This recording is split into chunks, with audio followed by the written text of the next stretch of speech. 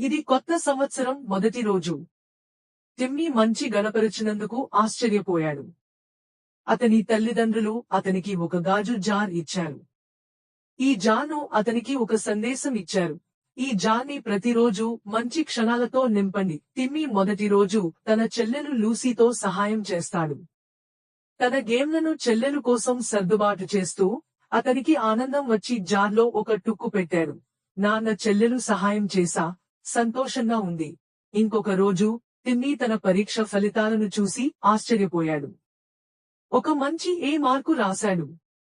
అతను లేచి జార్లో పెట్టడానికి ఒక టుక్కు వ్రాశాడు. పరీక్షలో ఈ మార్కు వచ్చింది. బాగా ఉందని భావిస్తున్నాను.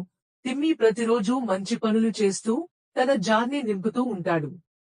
మిత్రునికి సహాయం చేయడం, స్కూల్లో స్నేహితులకి తమ భోజనం పంచడం, ఇలాంటివి. ప్రతి చిన్న మంచి పనికి ఒక టుక్కు వ్రాసి జార్లో వేసుకుంటాడు. కొత్త సంవత్సరం నాటికి టిమ్మీ, అతని తల్లిదండ్రులు మరియు చెల్లెలు కలిసి జార్ను తెరిచారు. టిమ్మీ అన్ని టుక్కులను చదివి క్షణాలను స్మరించుకుంటాడు. వాళ్ళందరినీ చిరునవ్వుతో ఒకరి దగ్గర ఒకరు చూసుకుంటారు. టిమ్మీ చివరగా అందరికీ ఇలా చెప్పాడు: ప్రపంచంలో సంతోషం అనేది పెద్ద విషయం కావడం కాదు. అది చిన్న, మంచి క్షణాలను గుర్తించడం.